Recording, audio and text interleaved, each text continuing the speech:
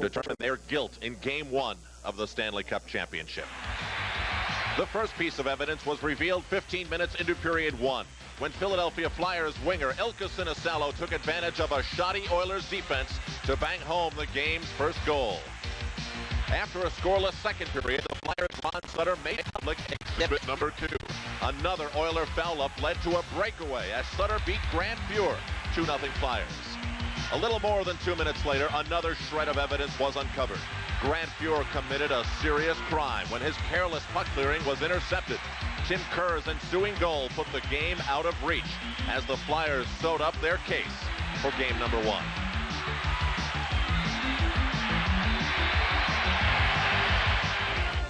The Edmonton verdict, guilty as charged. Guilty of sloppy play, poor defense, and misleading representation.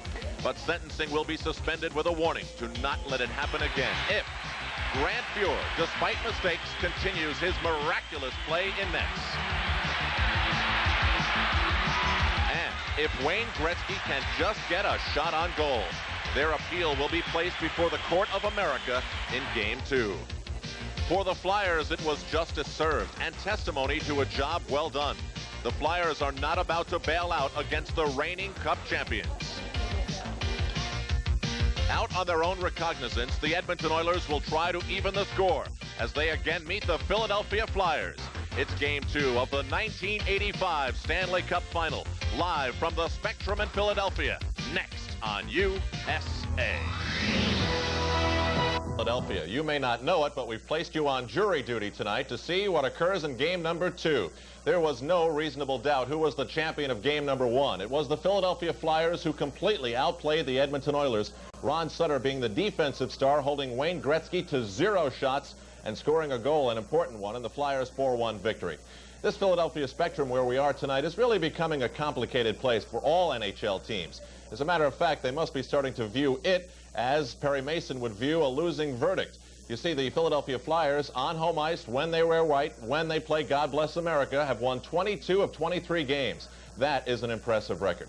Now, I'm not alone in the studio. Again with me tonight is Mike Liut, goaltender for the Hartford Whalers, who has joined us on USA Sports to add some expert analysis to what's happened so far. Mike, what do the Edmonton Oilers have to do differently, if anything, as a result of what happened in the first game? Well, they're going to have to play differently. They're going to have to try and break up Philadelphia's close checking game. And the way they can do that is to take the lead. If they take the lead and force Philadelphia away from their defensive mode and get them to think about trying to score instead of just trying to keep Edmonton from scoring, then they're going to have a great deal of success tonight.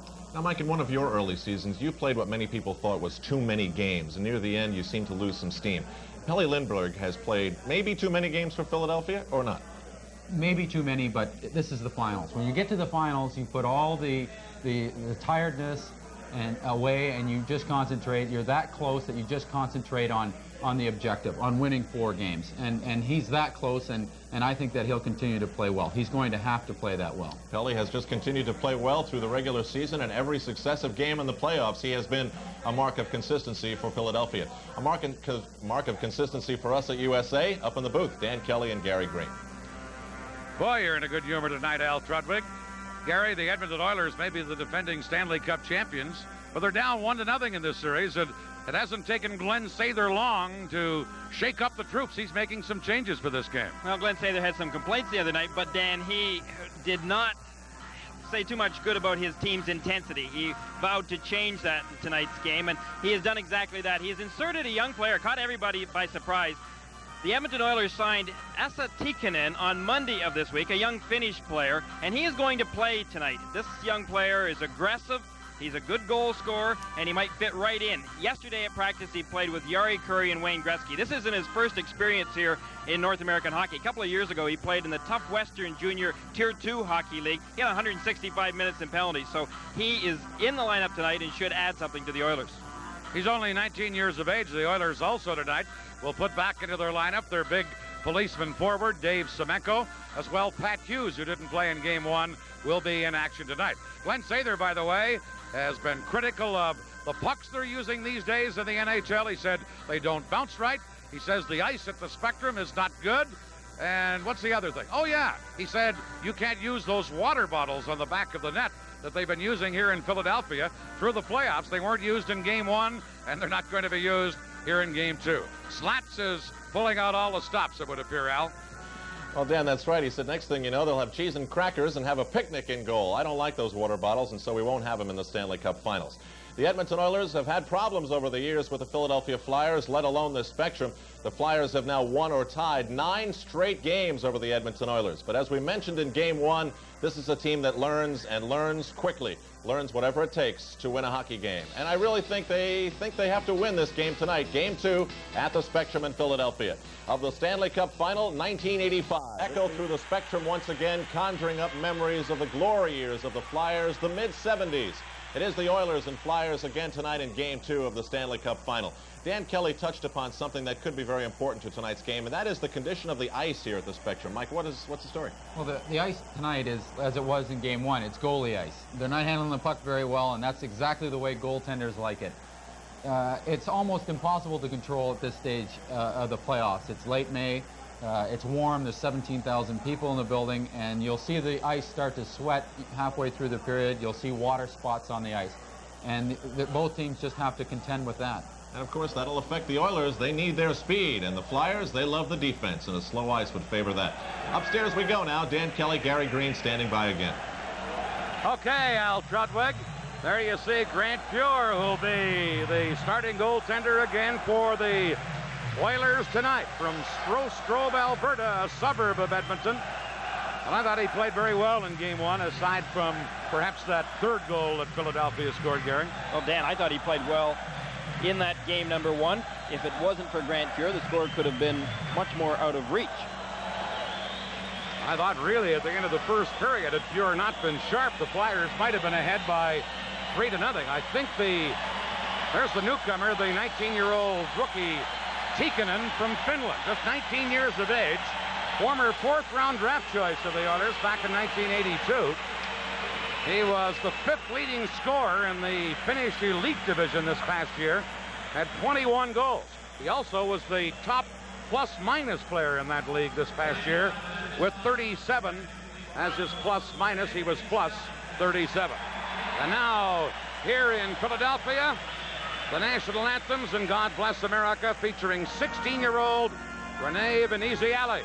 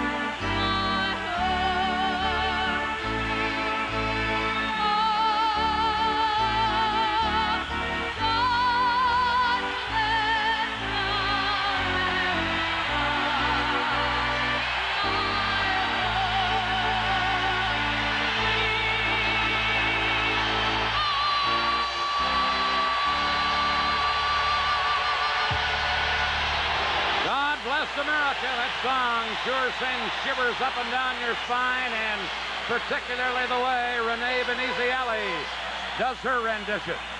The officials for this game tonight, as assigned by the National Hockey League, Kerry Fraser is the referee. His first ever game in the Stanley Cup Finals. Ray Scampanello and John D'Amico, both a couple of seasoned veterans, are the two linesmen. Grant Fuhr again starts in goal for the Oilers. 14 previous games in the playoffs, 11 wins, 3 losses, at 3.28 goals against mark. And Pelle Lindbergh, 15 previous games this year in the playoffs, an even dozen wins, 3 losses, and a very stingy 2.17 goals against mark. Here we go, game 2 of the Stanley Cup Final Series. Philadelphia leading 1-0. And immediately, the puck to the Flyer line, and Brad Marsh, number 8, fires it into the Edmonton zone. And he fired it up too high and put it into the crowd, and after just 6 seconds, we have a stoppage and a face-off out in the center ice area. Well, as you watch the first few shifts of tonight's game, I think you'll be able to tell at least whether or not the Edmonton Oilers have got that zip back. Not much question that Dave Poulin is going to try and counteract that intensity by the Oilers, but they have to skate and do what they do best. Puck is shot in. Brad Marsh back for Philadelphia, trying to clear it on the boards. Brian Propp had it. Pogulin pinches in to hold it in. And Pogulin, trying to force Marsh in against the boards, does, and forces a face-off in the Philadelphia zone. You know, these Flyers, Gary, with the newcomers, Zezel, or Zezel, I should say, and Smith and so on down the line, 5 rookies in their lineup. It's kind of like, who are these guys in the white jerseys with the orange and black trim? People are starting to find out. Well, they really are, and they have been the no-name Flyers for a big part of this year, even though this team did end up with the best record overall in the NHL standings after 80 games. So they have had a tremendous season. They aren't satisfied with it yet, though. Here's Tim Kerr against Mark Messier in a face-off, won by Messier. Pogulin at the point, his pass intercepted by Dave Poulin. Poulin, number 20, trying to get through the defense. Pogulin and Lowe took him out, and Pogulin has the puck to Mark Messier. Messier firing it in. Philadelphia's Marsh back to get it. Lindbergh very wisely let that puck go. Let Marsh touch it, and it's icing against Edmonton. Well, speaking of Brad Marsh, I think you'll see him out on the ice pretty much every single time Mark Messier is tonight. Coach Mike Keenan wants to control Messier's speed as well as his strength, and more so his strength than anything else. Brad Marsh, as we mentioned many times, is not fast-footed, but yet he can take the body and he can take it well. Marsh will no doubt see a lot of ice time because Glenn Sather is going to have to utilize his 2 top lines to get that speed back into their game. Mike Keenan wants Marsh out there against Messier, and he wants the more mobile defenseman, Howe and Crossman, out there when he can against Gretzky and Curry. Here's Paul Coffey for Edmonton. Number 7, Coffey. Moving it in to Glenn Anderson, and there's Marsh with an excellent poke check. Now Messier knocks Marsh down. Hospodar comes over to get the puck and is able to clear it, and here's Tim Kerr to Brian Propp. Pass was behind him. Propp carries in anyway. Now it's Glenn Anderson for Edmonton, getting it to Charlie Huddy. He cleared it right onto Ron Sutter's stick. Held in by Philadelphia, and Fuhr has to come out of the net and clear it to Glenn Anderson. Anderson with a pass to Mike Krushelnyski. Hospodar knocked that down, and then he and Krushelnyski collide heavily. Don Jackson for Edmonton is there to clear it. The Oilers now on the attack. Here's Gary Curry, number 17. Trying to center to Gretzky, but Mark Howe is there, flipping it on the boards. And here's Tikkanen, the newcomer, getting help from Gretzky. Philadelphia break it up and are able to clear the zone. Jackson takes a hit, dropping it back to Gregg. Now to Gary Curry, who fires it in. And the Flyers' Howe going back to pick it up. Curry knocks it down, but Ron Sutter carries out. Lead pass to Derek Smith, number 24. He's ridden out in the corner by Gregg and then hammered down by Jackson on a very tough check. Now Smith gets up again, though, centered it. Flyers clear it away. Now it's Curry trying to get it ahead for Tikkanen, number 14. Here's the 19-year-old rookie Tikkanen. Crossman then clearing it away to Rick Tocchet. And Tocchet slides the puck down into the Edmonton zone. Well, it may have been surprising when I had said at the start of the game that Tikkanen will make things happen out there. For a young player getting this opportunity, I think you'll see a lot of them. Here are the Oilers. Big chance by McClellan and a big save by Lindberg as McClellan walked in on the left side. And now it's Hunter for Edmonton, number 12. Got it behind the net. Crossman comes up with it for Philadelphia. Cleared to Fogelin. Knocked down and cleared over the glass by Joe Patterson. For our local system. Well, the Philadelphia Flyers, as far as their game plan tonight was concerned, they weren't going to change anything. They want to forecheck. They said, we're going to try and forecheck the Sox right off the Edmonton Oilers tonight. Right from the faceoff, the puck bounces over the glass and into the crowd. And we'll get a faceoff again in the Flyers zone. The Flyers right now with a forward line of Craven, Carson, and Bergen. Edmonton with their forward line of McClelland, Hunter, and Pat Hughes. Hughes, number 16, didn't play in game one, but he's in the lineup tonight. That's one of the changes that Glenn Sather has made. There's Peter Zezel, 20-year-old Flyer rookie from Scarborough, Ontario. Set a Flyer team record this year for assists by a rookie when he had 57, or pardon me, 46. Faceoff is going to be outside the Philadelphia line. No score. Zezel will be tossed out of the faceoff. Joe Patterson will step in to take it. Now it's Zezel, Patterson, and Sinisalo, the Flyer line. Fogelin dumping it in for Edmonton. Hughes in to get it. He missed it. Now it's centered to McClellan by Pat Hughes. Philadelphia come up with the puck, and it's cleared by Zezel all the way down the ice. The Flyers will be called for icing, and we'll get a face-off back in the Philadelphia zone. Yesterday at practice, when the Oilers were trying to analyze as to what went wrong and what they have to do better, well, obviously the word intensity came up. They have to skate, but they mentioned also the fact they have to shoot more. Mike Keenan and his Philadelphia Flyers really took the open ice away from them. The Edmonton Oilers like to play a passing game. Well, Wayne Gretzky was the first one to say we may not be able to pass the puck as much as we like to do. We have to shoot, and I'm the first one that has to shoot because he did not get a shot on net, which is something rather amazing in game number one for Wayne Gretzky. As far as scoring chances were concerned in that game, the Flyers had 17 scoring chances, and Edmonton had only 5. And that will usually tell you the outcome of a game. Here's Sinisalo getting the puck to center ice, but McClelland intercepts for Edmonton. Kevin McClelland's long shot off Brad Marsh's stick and up into the crowd here at the Spectrum. Well, that was a pretty good example of what the Edmonton Oilers are trying to do, shoot from any place out there in the Flyers end zone right now, but also a pretty good example of how closely the Philadelphia Flyers have been playing the Edmonton Oilers. A lot of deflected shots, and they're going to keep them away from Pelle Lindberg by doing that. Now the Flyers send out Poulin, Kerr, and Propp against Messier, Anderson, and Napier. Face-off won by Edmonton and dumped in. Going back to get it is Kerr, but that play was offside at the Philadelphia blue line. And this game off to a slow start. Paul Coffey, by the way, says he and the rest of the Oilers simply have to play better tonight. Well, Coffey was mentioning about the fact of the ice, and he said that there's no excuses. Both of these teams have to play on this ice, but he said we have to adjust to it a little bit more so than the Flyers.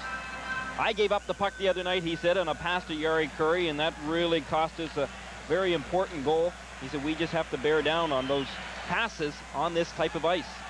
Napier and Poulin fight for it. Now Kerr firing it in. Your handles that, and here is Paul Coffey. Over to Charlie Huddy. Headmanning it to Mark Messier, who dumps it in. The Oilers race in, center it. Marsh was there to clear it. And now Hospodar out to Tim Kerr. Kerr, number 12, to the Edmonton line, but checked, and Glenn Anderson comes right back for the Oilers. He's checked by Dave Poulin. Now it's Huddy getting it to center. Messier flipping it in. Lindberg has lost his goal stick, and so he holds onto the puck. And meanwhile, back of the play, a penalty called against Edmonton by Kerry Fraser. I think against Paul Coffey. No score here. Over to Crossman. Rink wide, picked up by number 25, Zezel. Trying to feed it in, but it's intercepted by Gregg at the Edmonton line. And Howe has to go back for Philadelphia. Here's Crossman to Zezel. Shot in. Vogelin is there for Edmonton, and he played it off the boards right back to center. Crossman tries for the Flyers. Couldn't get it into the zone. It comes right back to Doug Crossman. Shot it in, and Kevin Lowe fires it right back out. 55 seconds now remaining in the Edmonton penalty. Here's Lowe breaking up a play at the blue line. And now Messier in center ice to Vogelin. He's upended on a check by Prop. And going back, Philadelphia controlling it as Hospodar, or Eriksson it is, to Howe. Ahead to Todd Bergen. Drop pass back. Shot is wide of the net by Brian Prop. Now Bergen behind the net centered it. Lowe is there to intercept and clear it away. And it's Eriksson over to Howe. Now to Prop. In across the line to Todd Bergen. Shooting one. He blasted that wide. And then play is called, and we're going to get another penalty here. Again against Edmonton. For our local systems, we'll pause here. You're watching USA. Lee Vogelin, he's gone for a rest, but not to the Edmonton Oilers players bench. He's gone to the penalty box. 2 minutes for high sticking. 6:03 is the time, and not a smart move on the Edmonton Oilers' part. You can remember that in the last game, game number 1, they took some bad penalties early in the game, and it cost them. Coffey is already in there, has 14 seconds left, and now is joined by Coffey. So a two-man advantage here for 14 seconds at least, and then after that, the one-man advantage for the Flyers. One of the things, Gary, when you get the back-to-back penalties such as the Oilers have here, your penalty killers get worn out. Well, and especially since they utilize the same ones so much of the time, as well as the guys that are playing the regular shift. You'll see Messier out there as he is now, and oftentimes Gretzky and Curry. Here is Mark Messier. Couldn't get it out. It's centered. Big save, Pure on Brian Prop. And he stopped him once, and he stopped him twice. And Grant Pure comes up big for the Oilers. The way that Brian Prop wound up to shoot that puck, it looked as though he were going to put that puck right straight through Grant Pure if he didn't beat him. What a wind-up. And Pure, you could see that power of the shot knocked him down, but great move by Grant Pure. He came way out to cut down that angle. Watch, he tried to clear the puck himself. It wasn't Pure's fault by any means. His winger Messier over there should have been able to get that puck out, but then Pure just comes charging out on Prop. Prop was a little bit upset at himself.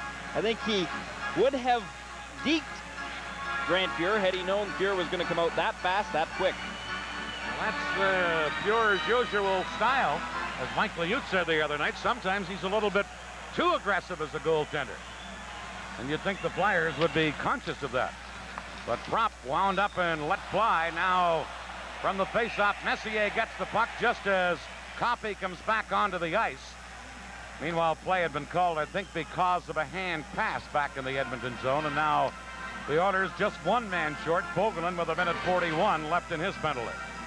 Interesting that the Flyers coaching staff were talking about the speed of the Edmonton Oilers. Not that they saw it in game number 1, but Messier always comes up in the conversation. You can talk about your Glenn Andersons, your Currys, and Gretzkys, but Messier isn't only fast, he is strong out there, and that makes it twice as difficult to defend against him. He can skate around you or right over the top of you. Puck is shot down the ice by Edmonton. Crossman going back to get it. Crossman headmanning it to Dave Poulin, number 20. Gretzky tying him up. Poulin got it into the zone, but Coffey is there to clear it, and he cleared it up too high over the glass.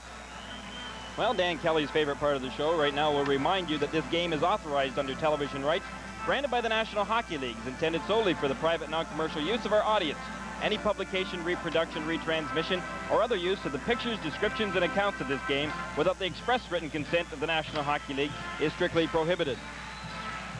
1:18 left in the Oiler penalty to Vogelin. Edmonton winning the faceoff. And number 7, Paul Coffey, firing it down into the Philadelphia zone. Crossman is back to get it. Now to Sinisalo, ahead to Mark Howe. Now dumps it in. Coffey is there to clear it out. And the Oilers, Gretzky races down. Lindbergh saw him coming, so came out to clear it away. Crossman feeding one to Sinisalo. In across the line. Ilka Sinisalo shoots one. Up high. Now Todd Bergen flies to center. Bergen still with the puck. Bergen in front. Sinisalo took a whack at it, but it was cleared. Now Howe shot up high. Crossman into the corner for Bergen. The rookie Todd Bergen centered it, and Yari Curry pokes it away. And Miroslav Dvorak over the boards gets it for Philadelphia. This pass ahead on the wing for Bergen, who shoots it in. Tim Kerr racing in. He couldn't get it. Propp does. Brian Propp put it right through the goal crease. Here's Dvorak. Into the corner. Shot around onto the boards by Propp. And now it's Messier back for Edmonton. Vogelin is now out of the penalty box, and the Oilers go offside at the Philadelphia blue line. From the Spectrum in Philadelphia, you're watching the Stanley Cup Finals on USA.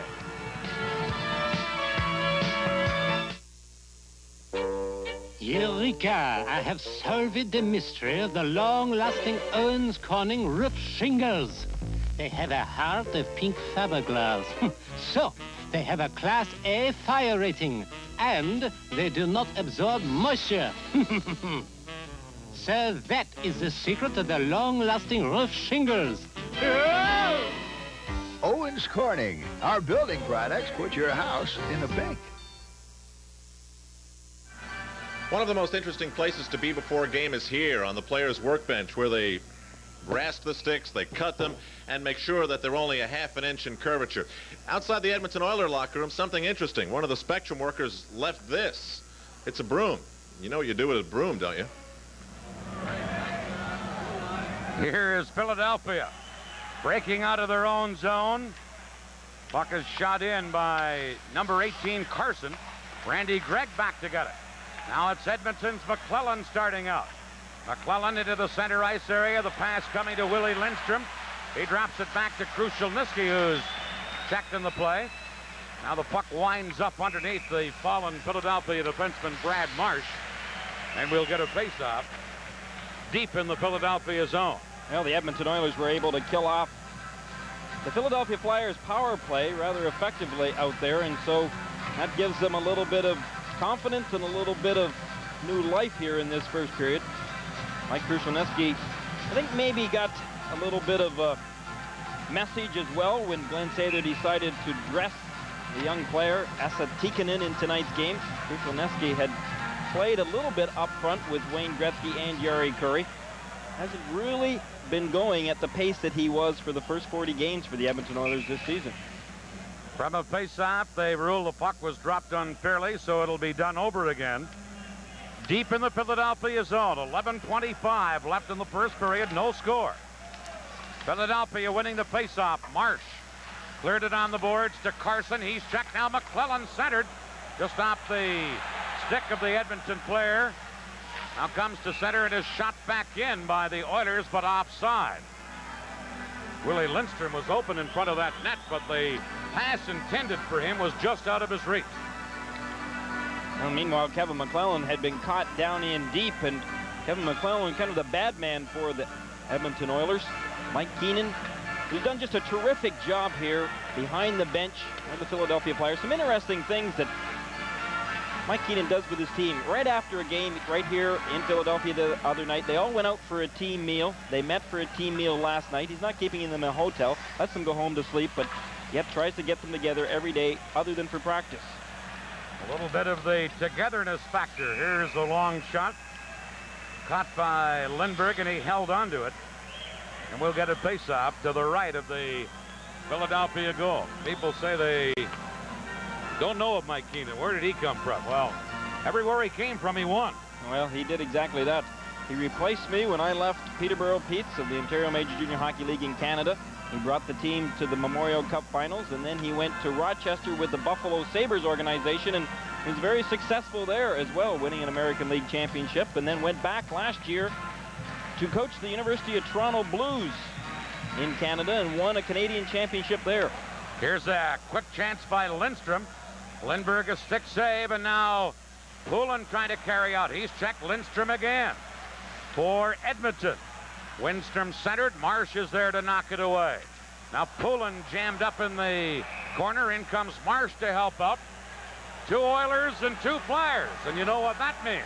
One of them is Hunter, by the way. And the sticks and the pushing and shoving takes the tone of this game right here. Now McClelland is into it with Hospodar. I was just going to say, look for those two to kind of go at it a few times tonight. Ed Hospodar laid out a pretty good check earlier in this first period against Kevin McClelland, and I don't think Kevin McClelland liked it too much. For our local systems, we'll pause here. USA Sports is bringing you the Stanley Cup Finals. Goalies are born with great eyesight, something you need to stop 100-mile-an-hour slap shots. People with retinitis pigmentosa, RP, aren't so lucky. But the RP Foundation Fighting Blindness is working to prevent the tunnel vision and sight loss RP causes and help patients cope with this genetic eye disease. Call 800-638-2300 and support the RP Foundation Fighting Blindness. Preserving sight is one of the greatest saves you can make. Well, it was Brad Marsh and Dave Hunter that really got things started in the corner. Let's see how it did start. There you could see Hunter came in and he had his elbows up, and Marsh didn't take too kindly to that. So Marsh just continued to do some pushing and shoving, and as a result, Hunter and Marsh both go off. 2 minutes for roughing. 9:22 is the time. So each team a man short. Here's Gretzky against Ron Sutter. That's the Philadelphia game plan, to keep Ron Sutter out against the great number 99. Sutter wins this faceoff, and Mark Howe controlling it for Philadelphia.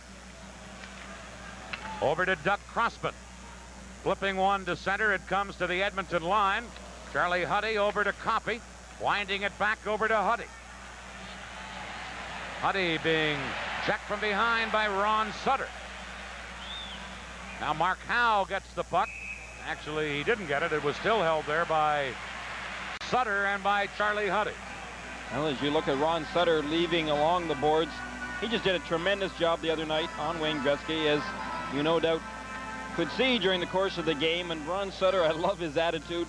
He told Al Troutwig after the game that it really didn't mean a great deal to him that he scored the winning goal, and it didn't mean a great deal that he kept Wayne Gretzky scoreless, in fact shotless, during the course of that game. What meant the most to him was the fact that the Philadelphia Flyers won the game, and that's just the type of attitude that Ron Sutter has, as well as all the Philadelphia Flyers. They really play well together as a team. What Sutter did to Gretzky the other night, he did to the Islander player Trottier in one round of the playoffs, and then in another round to Peter Stastny of Quebec. So he has become the defensive specialist of this Philadelphia team. Well, we talk of all the young hockey players on this Philadelphia Flyers team. There, Murray Craven, you saw him briefly. You'll see a lot of him tonight. He's played extremely well, and extremely well, that goes pretty well along with Grant Fuhr's description. He has gone the route practically in playoffs for the Edmonton Oilers. Andy Moog has played in only 2 games, and that took only 20 minutes. Fuhr has done the rest of the goaltending. Here from the faceoff is Huddy for Edmonton. Trying to clear it, and Messier carries out, but Mark Howe is there, and right back comes Mark Howe. Tries to center off the skate of Poulin and Gretzky. Feeds it ahead to Coffey. Each team a man short still. Coffey trying to center, dead. Gretzky, a shot. Lindbergh to save. Gretzky scores on the rebound. Wayne Gretzky gives Edmonton a 1-0 lead. Sooner or later, the great one was going to put that puck in the net. And finally he does. But the setup by Paul Coffey, just a tremendous effort by Coffey. He skated with that puck, carried it in. Gretzky got the first whack at it. Now watch, Lindbergh was down, and Gretzky came around from behind that net and was able to get that puck before Lindbergh was able to. Watch Gretzky. You could see that that puck went off of Mark Howe's skate, and now Mark Howe lost it. Just could not find it in time, could not get to the puck then when he did realize where it was, and Lindbergh, of course, was caught out. And Edmonton takes a 1-0 lead. Here comes Anderson for the Oilers, and that play goes offside. at the Philadelphia blue line. The scoring play, Gretzky, is the 11th of the playoffs from Coffey at 10:29. Well, you can see how much trouble Doug Crossman, number 3 for the Flyers, had trying to take Coffey out of the play initially, and of course that set everything all up. Wayne Gretzky trailing behind Coffey and ends up getting 2 chances the second time he scores. Number 11 of the playoffs for Gretzky. Coffey the assist, 10:29 the time. It came with each team a man short, and they're still in that situation. Here's Howe, checked by Messier, and then the puck goes up over the boards at the Philadelphia players' bench. The goal for Gretzky also gives him 37 points so far in the playoffs, and he naturally, or as is usual, is the leading scorer in the playoffs. I think something I'd mentioned in game number 1, Dan, is the fact that when you have a 4-on-4 situation, it's to the Edmonton Oilers' advantage. They didn't really take advantage of that in game number 1, but here tonight, I think that first goal that they have scored on that 4-on-4 situation was really the fact that they had a little bit more room out there, and boy, they are dangerous when they have room. Here is Murray Craven for Philadelphia to Thomas Eriksson, number 27. His pass picked off by Messier. Craven gets it again for the Flyers and dumps it in. Going back is Fogelin. Got around on the boards. Messier pinned in there by Sinicello, and Messier fell on top of the puck. And we'll get a stoppage right here. Mark Messier, you can see that on his right eye, he has got a pretty big bruise. He did that in game number 1 and was getting some repairs right after the game by the team doctor. But that's not going to stop Mark Messier from producing by any stretch of the imagination. Pretty determined young hockey player, the winner of the Conn Smythe Trophy last year for the most valuable player in the Stanley Cup playoffs. Marked up a little around the eye and the nose. Who's that a souvenir of? I tried to find that out before the game, Dan, when I had saw that he was marked up that badly and really couldn't get an answer. Just a little bit, I guess, of the outcome of the war in game number 1. Here's Jackson clearing to Gretzky at center. Now into Randy Gregg, centering it. A backhander just off the stick of Lindbergh as Gretzky was there again. Now Ron Sutter got to center, was checked, and back come the Oilers. Jackson tried to clear it in. Crossman gets it out, and Gary Curry intercepting for Edmonton and shooting it back in. Lindbergh leaving it there. Here's Crossman to Mark Howe. Now to Marsh, who clears it to the Edmonton line with Jackson back to get it, and here is Charlie Huddy. Huddy, number 22, dumping it in. Gretzky, Curry, and the newcomer Tikkanen on the ice for Edmonton, but right back comes Craven. A nice play for Tocchet. Now to Derek Smith. He's ridden out on the play, and Coffey shoots it around on the boards with Hospodar going back to get it for Philadelphia. Hospodar to Tocchet to Derek Smith. Broken up by Coffey. He gives it to Gretzky. And then Gretzky tried to give it to McClellan, but he was checked. Now Hospodar for Philadelphia to Craven, or it's Tocchet now, who tried to shoot it in. Coffey intercepting that. Edmonton, as the play is mainly in the neutral ice area at this point. Now the Flyers, Hospodar to Smith. Over to Tim Kerr. It's shot in, but picked up by Coffey, and the Oilers come back. He dumps it in. Lindstrom racing in with Brad Marsh. Marsh, number 8 for Philadelphia, makes a good play to quickly get it back out. And here comes Kerr sliding along one in. Pure handles that. Now McClellan for Edmonton to Lee Fogelin. Over onto the wing for Hunter. He's taken out on the far side by Propp. And Brian Propp is able to clear the puck out for Philadelphia. Fogelin going back to get it. Lee Fogelin to Hunter. Comes to center. Crossman intercepting that over to Howe. Now back to Brian Propp to Dave Poulin. Poulin shoots one. Kicked out by Fuhr with a pad save. Poulin gets it behind the net, the Flyers center, but Fuhr used his goal stick well to break up the pass up. Fogelin now trying to clear one. Howe couldn't hold it in, and the puck comes all the way to the Philadelphia zone. 1-0, Edmonton leading as the Flyers clear it to center. Jackson shooting it in, and this time the play is offside at the Flyer line. From coast to coast in all 50 states, it's the Stanley Cup on USA. Now's your time to stop what you're doing and start for Toyota. Right now, where you see this sign, it's no sweat to make the deal of a lifetime. On over 90,000 cars and trucks. Wow! Take this 3-door Tercel, Toyota's lowest priced car, only $53.48. And that's just the beginning. More Camrys, more Corollas, more trucks, more vans, and they're in stock now. During Toyota's Stop What You're Doing Sell-a-thon, pick up your deal today. One of the numbers the Flyers have retired is number 1. It belonged to Bernie Perron. Interesting that the Flyers have reissued it to a 16-year-old lady who has meant an awful lot to the Flyers. Now, Bernie Perron will be my guest at the end of the first period, and we'll talk about that. And we'll also reminisce about the mid-'70s when he was the star and the Broad Street Bullies did so many vicious things that they had to install these babies to protect the players from themselves. Those were the days. Here is Miroslav Dvorak shooting it in for Philadelphia. Paul Coffey back to get it for the Oilers, and Coffey flips it into the center ice area. Eriksson knocking that down, setting up Joe Patterson. He lost it, and Anderson has it for Edmonton. Anderson's shot goes off a stick and up into the crowd. Well, on that Edmonton earlier scoring play, the goal by Gretzky, assisted by Coffey. That brings Gretzky within 1 point of equaling his own record of 38 points set in 1983 for a playoff year. And Coffey is just 1 assist shy of Bobby Orr's record of 19 assists by a defenseman in 72. Mr. Gretzky and Mr. Coffey are up with some big company. Well, records just breaking every place in this Stanley Cup playoff route this year. Dan, I thought, by the way, that you would have taken advantage to say that that was a good place for Al Trotwig behind bars. Behind bars. Keep him under wraps at all times. Keep the public safe. He is one of the most imaginative and humorous people I've ever been around in the television and radio business. Here's Dave Poulin coming back for Philadelphia.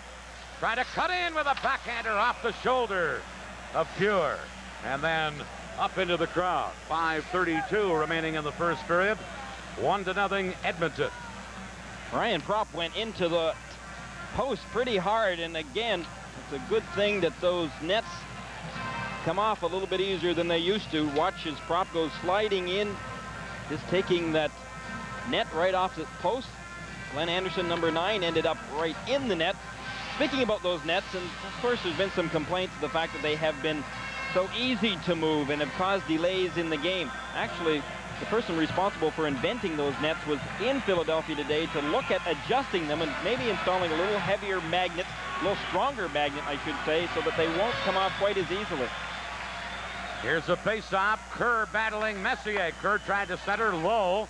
Interception. Here's Krushelnyski. Ahead to Lee Fogelin. Fogelin just jumping it in. Racing in is Glenn Anderson for Edmonton. Centered, but Eriksson intercepted for the Flyers. Eriksson shot to center. Fogelin taking over. And he fires it right back in. Here's Eriksson for Philadelphia. Trying to clear it. Edmonton almost stole it. Lindbergh came out to clear it, but here's Jari Kurri. And then Eriksson cleared one. Held in again by Edmonton. Again, the Flyers failed to clear. Here's Kurri. Center to Krushelnyski. Bouncing puck. Krushelnyski then pulled down, and we'll get a penalty here against Tim Kerr of Philadelphia. And Edmonton, already leading in the game, will now get a power play chance. From coast to coast, it's the Stanley Cup Finals, only on USA. For over 60 years, people have trusted Rust-Oleum to protect metal from rust. Now, after helping protect things in yards across America, Rust-Oleum is hitting the road. Rust-Oleum introduces the first complete line of products formulated to prevent rust on cars. New body fillers, touch-up paints, even waxes. They all protect against rust so your car will look better longer. Nobody fights rust like Rust-Oleum.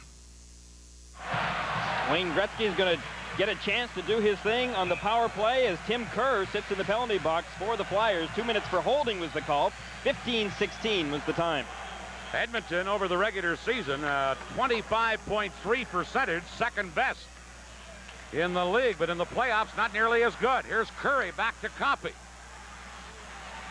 Coffey tied up on the play, and it's cleared away by Craven for Philadelphia. The Oilers in the playoffs have 9 goals on the power play, only a 17%. Here's a long slap shot, or wrist shot, I should say, by Huddy wide of the net. Huddy held it in again. Into Gretzky. Back to Huddy. Over to Paul Coffey. Coffey slides it to the side. Curry's deflection turned aside. Now Gretzky.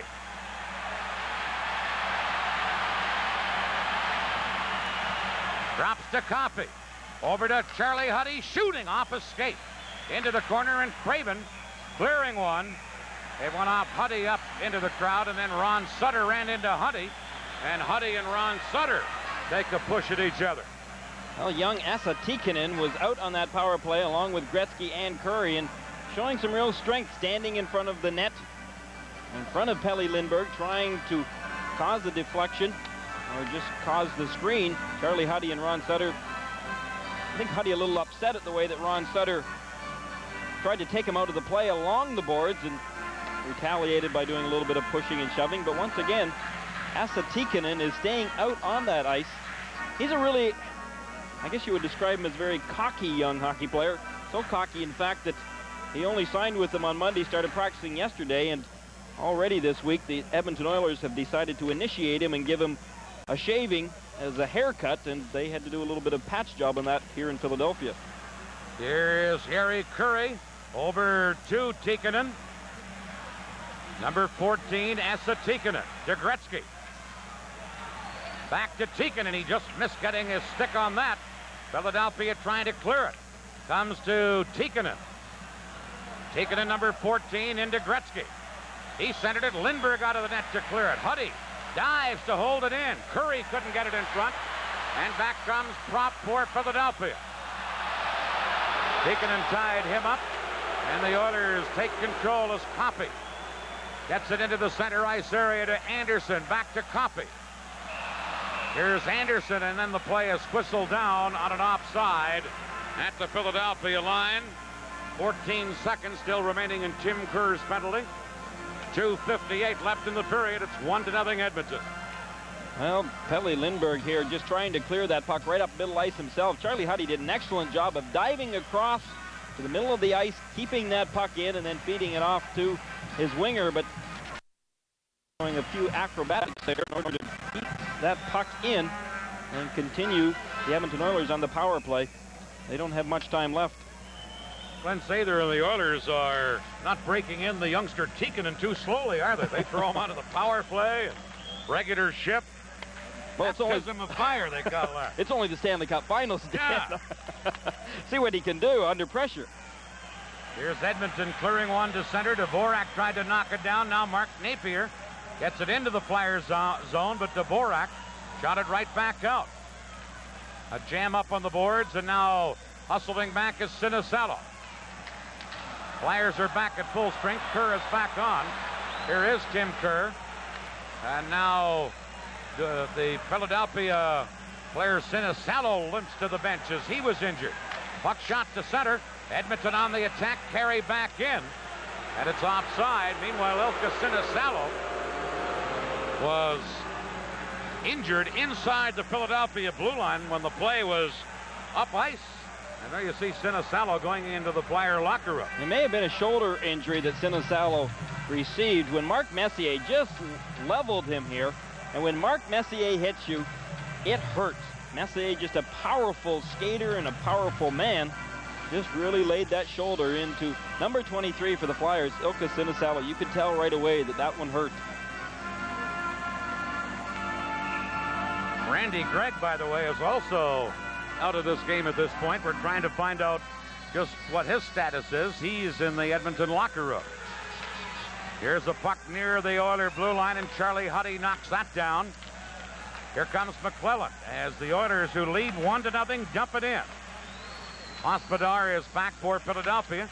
Cleared one. Zezel tied up on the play by Huddy. In comes McClellan. In comes Brad Marsh. And then McClellan and Marsh get their sticks up, and in comes Joe Patterson to help out for Philadelphia. Kevin McClellan really got that stick up high. In fact, almost got a piece of Brad Marsh's head.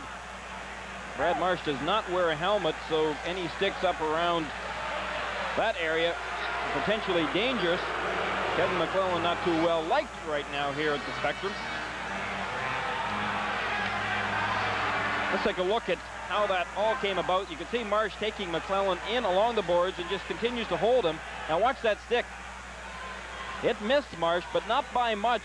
And then, of course, Joe Patterson came right into Marsh's aid. Joe Patterson, a pretty tough, rugged winger himself for the Philadelphia Flyers.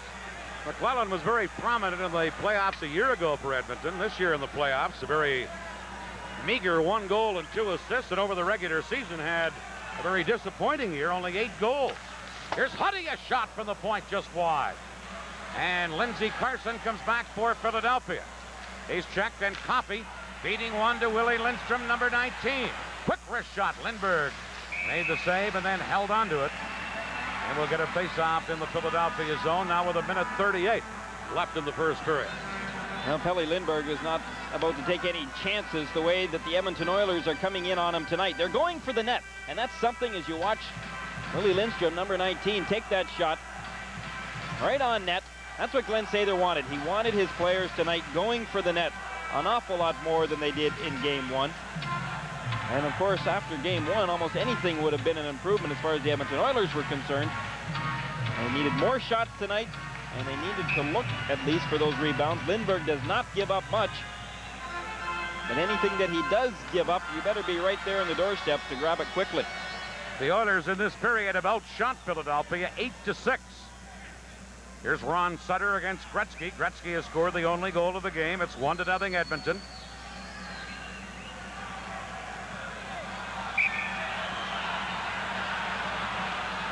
This faceoff is deep in the Philadelphia zone. Sutter will be tossed out. And it's Derek Smith against Gretzky. Smith gets the draw. Gretzky stole it, centered it. Curry couldn't get a stick on it, and now Tocchet is checked. Here's Derek Smith trying to clear one, and the rookie Tikkanen, number 14, has it at center ice. Tocchet ties him up. It's shot in, and Mark Howe takes over for Philadelphia. Pass to Crossman, ahead to Sutter. Tikkanen then bumps Ron Sutter. Now Derek Smith cleared it in, but the Oilers carry right back out with Lee Fogelin. Getting it to center to Gretzky, and then it's knocked away by Mark Howe up over the boards at the Flyer bench. Wayne Gretzky in Game number 1 apparently was suffering from a bad cold and also the flu, which he'd had the day before and was a little bit drained. Now, we didn't hear that from Wayne Gretzky. He's not the type of player that will use anything as an excuse, even his illness, but we have learned that Gretzky was a little under the weather, and that is why I think Glenn Sather was utilizing him on the wing a lot, trying to do his best to get him away from Ron Sutter, knowing that Gretzky was a little bit drained for Game number 1. He looks much better tonight. Puck is shot in by Philadelphia. Kevin Lowe is there to clear it right back out. We're in the final minute of the first period. Crossman gets it near the Edmonton line. Fogelin to Curry, now to Gretzky. Gretzky moving in for the Oilers. Shoots one up high off the glass. And it's Ron Sutter trying to clear it. Gets it to Craven. Now to Rick Tocchet. Broken up, and a penalty coming up here. And it's going to be against Tikkanen, and then Tocchet trying to get at Tikkanen. And we have a melee just outside the Edmonton blue line. Meanwhile, the penalty has been called against the Oilers rookie, the 19-year-old Esa Tikkanen. Well, we told you before the game that Esa Tikkanen was a fairly rugged young player. Interesting that Tikkanen, he's getting married in a couple of weeks, Dan, and he's marrying a Swedish girl who cannot speak Finnish. He can't speak Swedish, but they can both speak English, so they can at least communicate. He's doing a little communicating right on the ice right now, I believe, to number 22, Philadelphia Flyers, Rick Tocchet. Let's take a look at how all of this got started. As you can see, John D'Amico having a little bit of difficulty getting Tocchet into the penalty box. Let's watch Tikkanen, number 14. He takes a pretty good two-hander there to Tocchet, and that's what obviously got Tocchet riled up. I think Tikkanen's experience playing in the Western Junior League taught him that utilizing that stick is sometimes more than just utilizing it for handling the puck.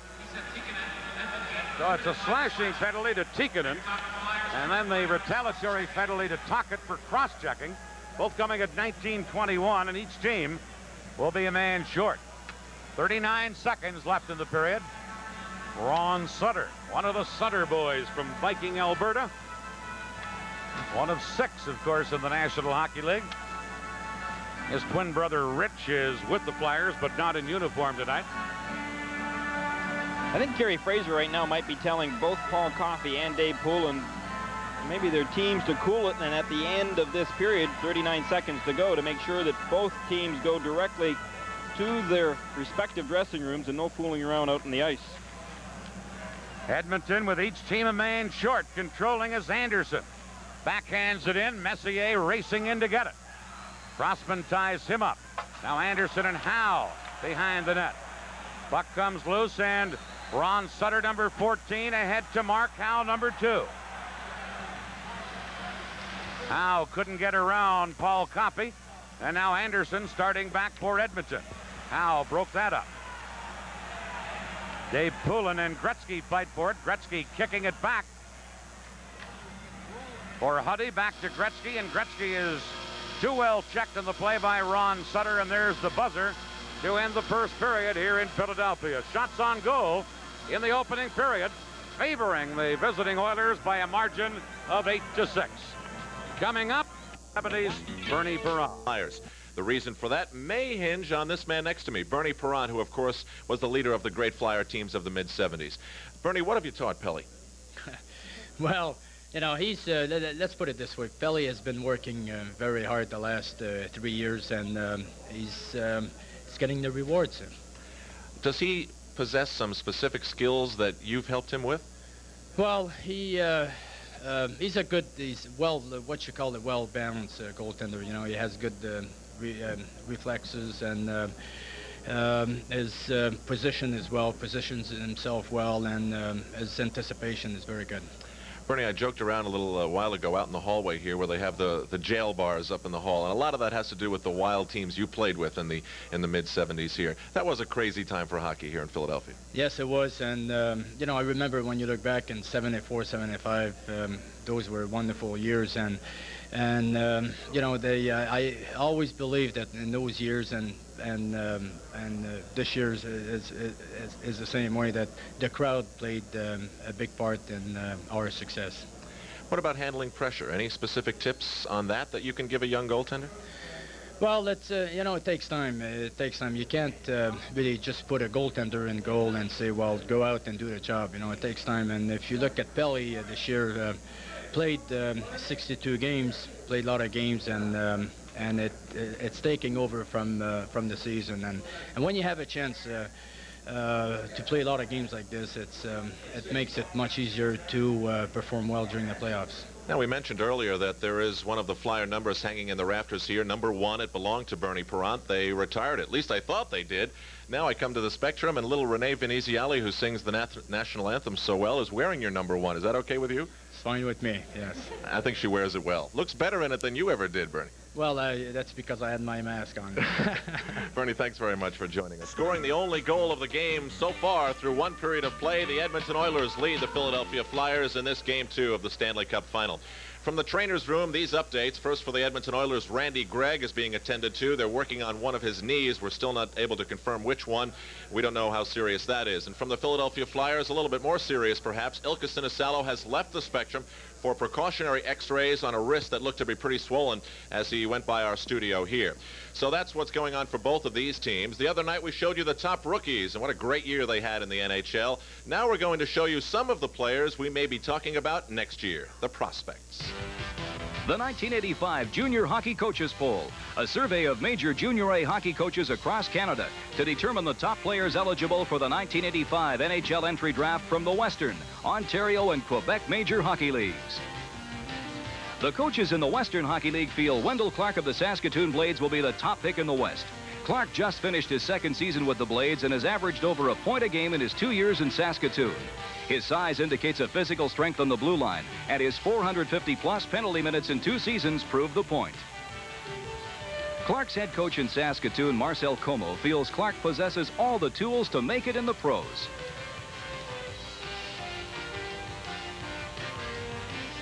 Coaches in the West rate Dana Merzen a close second to Saskatoon's Clark. Merzen graduated to the Wranglers 3 years ago from Calgary in the Alberta Junior Hockey League. He averaged over a point a game this season while on the Wranglers blue line, and his 6'3", 200-pound frame has NHL general managers waiting in anticipation. Wranglers coach Sandy Huckle feels Merzen has reached the point that he's ready for the National Hockey League and can score points as well as play defense in the NHL.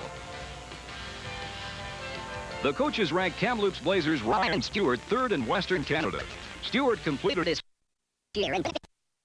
team scoring. Born June 1st of 1967, Stewart is only 17 years old, but is almost ready for the pros. Kamloops head coach Ken Hitchcock says that Stewart is a tough player, willing to sacrifice anything to make it to professional hockey.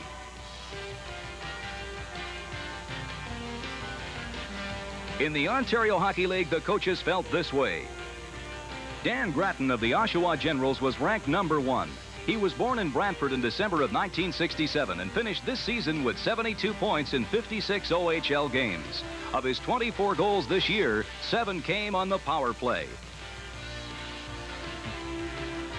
Grattan's head coach Paul Tayrow feels that Grattan has everything right now to play in the National Hockey League and comes from the Bobby Clark mold. Win at any cost. The OHL coaches ranked Jim Sandlak of the London Knights number 2 in the league. Sandlak had 62 points in 58 OHL games this season, including 40 goals for the Knights. Born in December of 1966, Sandlak is 18 years old. Don Boyd, the coach of the Knights, says Sandlak's skills would equal those of anybody in the NHL today, and with his size, he has nowhere to go but up. Ranked third in the OHL is Kitchener's Dave Latta.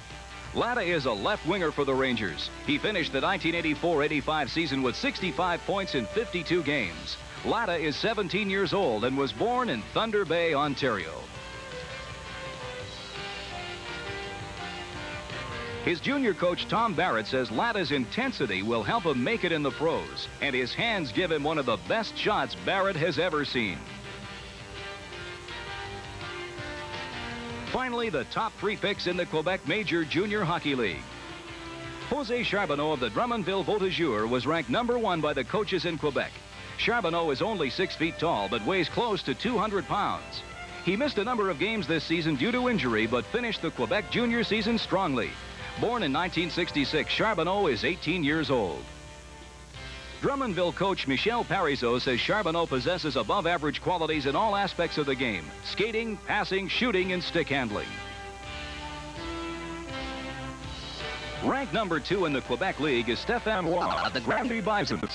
Roy, a 6-foot center, finished the season averaging well over a point a game for the Bisons. He was born in Quebec City in June of 1967, and his 180 pounds indicate he won't be pushed around in the NHL. The head coach of the Bisons, Claude Saint-Sauveur, says Roy is a strong junior player and does something that most junior players in recent years haven't done, and that's back check. And the only goaltender the coaches in Canada rated highly was Daniel Berthiaume of the Chicoutimi Saguin. Berthiaume is small, only 5'9", 145 pounds, but makes up for his lack of size with desire. Born in Longueuil in 1966, Berthiaume finished the 1984-85 season with a goals against average in the 3.5 range. His coach, Mario Bazinet of Chicoutimi, says Berthiaume is a smart hockey player who's very agile and tries to learn all he can about the players he'll be facing. So there they are, the 9 players ranked highest by the junior hockey coaches in Canada.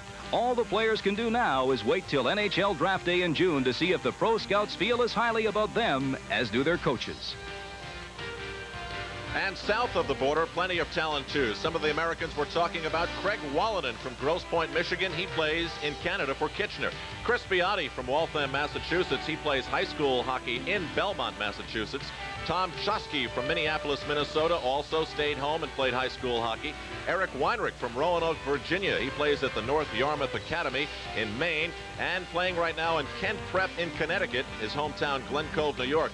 Perry Florio, those some of the players you might see who will carry the Stars and Stripes forward to the National Hockey League. When we return on USA, of course, the second period, and a little bit of analysis from Mike Liut as to what's been going on here in Philadelphia. In 1870, Henry Sherwin and Edward Williams had one ambition, to paint the town.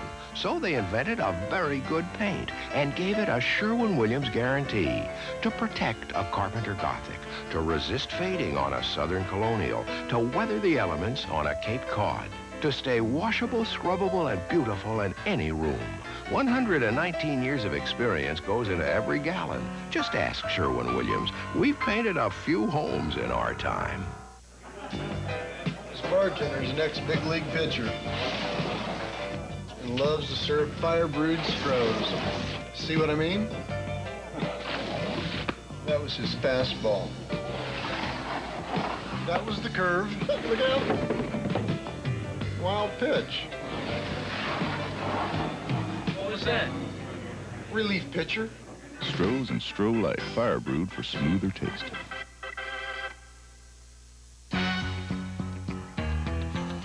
Susie, make the coffee, Laura. Better have this package in L.A. tomorrow. Call Emery, and it's as good as there. Emery's right on time. Here's your package, Mr. Harris. Emery flies worldwide. Arrived at 10 a.m. from Paris. From the biggest to the smallest, it's as good as there. Just call us. Hi, Emery. It's as good as there. The Honda Big Red is one of the most fully equipped machines you can buy. It's got electric starting, an automatic clutch, a powerful 4-stroke engine that can pull up to 850 pounds. It's even got hydraulic suspension front and rear and a very handy reverse gear. In fact, the only thing Honda's Big Red doesn't come with is the driver. The Stanley Cup Championship on USA is being brought to you in part by Ford and your local Ford dealer, who invite you to drive the new Ford Escort. Have you driven a Ford lately? After one period of play at the sold-out Spectrum in Philadelphia, the Edmonton Oilers lead the Philadelphia Flyers by a score of 1-0. And the only goal in that period came at 10:29. Wayne Gretzky's 11th of the playoffs. Paul Coffey, the slick defenseman for Edmonton, had the assist. And so the similarity of games 1 and 2 are clear. There was a 1-0 score in both of the games. One favored Philadelphia. This one favors Edmonton. With me again is Mike Liut. Now, we let him breeze through the first game, but we're going to put him on the spot. As we sat here in the studio and watched, Mike Liut saw Wayne Gretzky score and said, that's it, game's over. Edmonton's got it. Do you believe that? I don't believe that, Alan. No? I don't think they believe that. But we do feel that, or I feel that there could be a momentum shift here. Edmonton's skating much better tonight, and they're forcing the mistakes. They're forcing Philadelphia to cough the puck up, to turn it over in the Philadelphia zone, and that's what led to the first goal. All right, now Edmonton had chances in game 1, never capitalized. They had a big chance in the first period of this game, and did they capitalize? Watch it again. The Philadelphia Flyers unable to see the puck when they had to, and number 99 has it. Well, here's the key right here, is Dave Poulin looks at Wayne Gretzky, but he doesn't go to him, and that's where the puck went. And eventually, he circles away from him and lets him go again.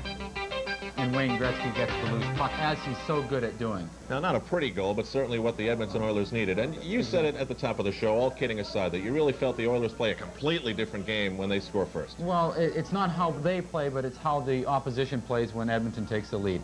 Once Edmonton takes that lead and then forces you to open up, that's when they are excellent at picking you apart at that point. We mentioned the ice at the beginning of the game. Do you see any difference out there, any erosion of play? Well, it's going to continue to be bad, and I think everybody knew that coming in. And they're just going to have to put up with it, and then when Edmonton gets back to Edmonton, it's going to be their ice and a very fast and exciting game again. All right, a lot of hard hitting in this one so far. Oilers lead it 1-0. Here's Dan and Gary to tell you what goes on in period 2. Gentlemen? Okay, Al, both teams on the ice, and we're just moments away from the second period. 1-0 in favor of the Edmonton Oilers. And as this period begins, Each team will be a man short. Rick Tocchet and the youngster Tikkanen each have 1:21 left in their penalties that carry over from the first period. Messier against Dave Poulin. Gary Fraser drops the puck and the second period is underway. This is Kevin Lowe for Edmonton to Glenn Anderson. Anderson, number 9, big strong Oiler winger. Moves in, lets a shot go off Marsh and up into the crowd here at the Spectrum. Well, Gary, I know you want to join me in extending our deep sympathy to Phil Esposito and to Tony Esposito and the rest of the Esposito family on the passing of their dad, Pat Esposito. He had a lot to do with the careers of those two young men, and I send out my deepest sympathy to the Esposito family on the passing of their dad. Well, Dan, I had met Pat Esposito a couple of times when I used to coach junior hockey, and we used to play in the Sioux. He was a tremendous hockey fan, and he's sorrowfully missed in the Sault Ste. Marie area. The Sioux, for the benefit of people who may not be aware, is Sault Ste. Marie, Ontario. Or there's a Sault Ste. Marie, Michigan, too, of course. But Pat and the Esposito clan were from Sault Ste. Marie, Ontario. Here's Brad Marsh in across the line to Prop. That shot turned aside. Vogeland is there to clear it, and Anderson cleared the puck to center. Marsh has it for Philadelphia. Marsh ahead to Poulin. Dave Poulin shoots one. That went off Vogeland, went wide of the goal. And now the Oilers, Anderson at center to Gretzky. Number 99, Wayne Gretzky. Dropping it to Curry. Now Coffey came up to try and hold it in, but Murray Craven breaks out. He's checked, and Curry feeds Gretzky. Back to Curry. Curry shot Lindbergh the save, rebound, and Coffey timed it perfectly as he took a whack at it, but Lindbergh was able to hold it. Well, we talked about that in the first period, Dan, that the Edmonton Oilers wanted to get in and go for that net a little bit more often than they did in game number 1, and here is a pretty good example of it. That puck right on net. Lindbergh doesn't give up much of a rebound, but Paul Coffey, number 7 for the Oilers, right there.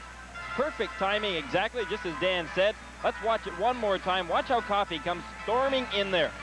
Just got a whack at that puck about the same time that Lindbergh got his glove on it. Face off, Gretzky and Ron Sutter. Ron Sutter wins it, and Howe has it for Philadelphia. Penalized players come back on. Sutter to center, but Tikkanen gets it for Edmonton. He's quickly checked, and back comes Howe. Tied up by Curry. Gary Curry has the puck. Now Sutter with a shot. Ure turned that aside, and then Coffey cleared the rebound just in time. Here's Tikkanen ahead to Curry. Curry sliding it back for Paul Coffey. Coffey into Tikkanen. Tikkanen trying to drop it to Curry. He's checked, and Howe cleared it away for Philadelphia. Ron Sutter to Doug Crossman, and here come the Flyers. Try to pass to Craven that was out of his reach. Huddy missed it back of the net, but Tikkanen is there. Tikkanen bumped around, held on to the puck for a moment. Now the Flyers, Zezel trying to get it free, but it's Curry feeding Gretzky. Gretzky one-on-one against Marsh. Dropping it to Hunter, and a bouncing puck went over Hunter's stick. Lindstrom to Hunter. Marsh ties him up. Now Lindstrom to Gretzky. Centers one. Here's Vogeland shooting. And that went off the crossbar, I believe, or Lindbergh's stick, I think the crossbar. From Maine to Maui, you're watching the Stanley Cup Finals, only on USA Sports. Into every life, a little rain must fall. And when that happens, Ford Tempo's forward thinking really shines. It has front-wheel drive traction, precise handling, and a shape that actually helps Tempo hug the road. You might also like to think of Tempo as a nice, cozy place to come in out of the rain. Have you driven the best-built American cars? Have you driven a Ford lately? Randy Gregg, by the way, is back on the bench of the Edmonton Oilers. He had a twisted knee and was being worked on in the dressing room of the Edmonton Oilers. For the Philadelphia Flyers, Ilka Sinisalo apparently has been taken to the hospital for x-rays with an apparent wrist injury. We'll keep you informed if we hear any more on Ilka Sinisalo's condition. Flyers are very secretive, we might add, about their injury. Now we have a scrap going back at center ice. Tim Kerr and Hunter of Edmonton. The concern here for Tim Kerr would be the fact that, let's remember, he has got an injured knee. He's wearing a brace on it, and this type of action is not necessarily good for his knee by any stretch of the imagination. When you're skating backwards, forwards, that's one thing in maneuvering, but now trying to fight against Dave Hunter and really jamming that knee to some extent back and forth and sideways to be a pretty good test for Tim Kerr's knee condition. And finally, the linesmen pry those two apart and will get penalties. Number 12 for the Oilers is Dave Hunter. And number 12 for the Flyers is Tim Kerr. The score, Edmonton 1, Philadelphia 0. We'll return right after this. For years, I have been trying to solve the mystery of the long-lasting roof of shingles at the far end and snow. A clue. Aha! The shingles have a heart of pink fiberglass. Long-lasting shingles with a heart of pink fiberglass. Owens Corning, our building products put your house in the pink. Not exactly a place Tim Kerr likes to be too often. That's in the penalty box. He's got a 5-minute major for fighting, as does Edmonton's Dave Hunter. 2:39 is the time. Dual penalties being assessed. From the face-off, it's Fogelin trying to get it to Lindstrom. Dvorak knocks that down, and Poulin gets it in across the line to Prop. He's too well checked. Now, here is Eriksson with a backhander that Fuhr turns aside, and Lowe clears it out. Dvorak holding it in to Prop. He fanned on it, and Kevin Lowe cleared it. Prop knocks it down. Big slap shot, and it's away up over the glass and into the crowd. Well, I'd say that the Edmonton Oilers are doing quite a bit of good close checking themselves out here in tonight's game, showing a lot of respect for these Philadelphia Flyers. Take a look and see that every time the Philadelphia Flyers have been shooting tonight, that wobbling puck almost comes right at the cameraman, that it was really from a bad angle. Edmonton doing a pretty good job in front of Grant Fuhr, limiting the Philadelphia Flyers to some really poor percentage shots. Face-off at the Edmonton line. The Oilers' Krushelnyski taken out by Prop. Now Lowe flips the puck near the Flyer line, and Brad Marsh goes back to get it. Lindsey Carson now trying to clear it. Intercepting it is McClellan. McClellan taken out by Marsh, but centered. Krushelnyski couldn't get a shot off. Carson cleared that. Fogelin at the point. His shot wide, and Prop tried to clear it. Now it is in the center ice area, but Lowe beating Mike Krushelnyski. Krushelnyski, number 26. Back of the goal to Lindstrom. He can't get it. Now McClellan taken out by Carson, but got it in front. Here's Krushelnyski in front.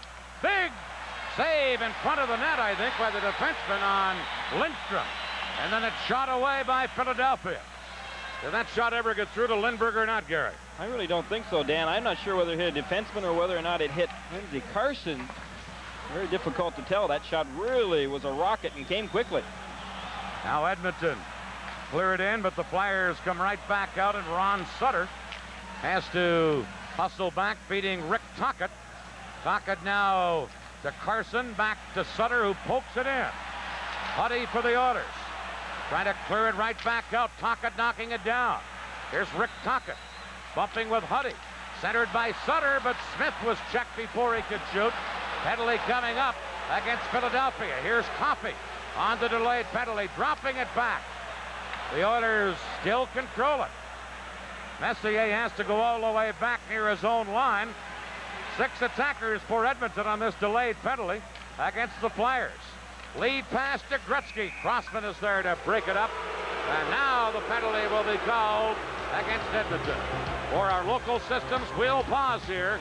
It's the Stanley Cup on USA. If you subscribe to the American dream, you should subscribe to the Wall Street Journal. Every business day, the Journal helps your American dream come true with complete coverage of your business, your money, and much more.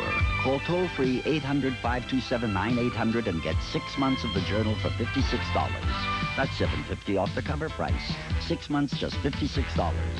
Call 800-527-9800 now for the Wall Street Journal.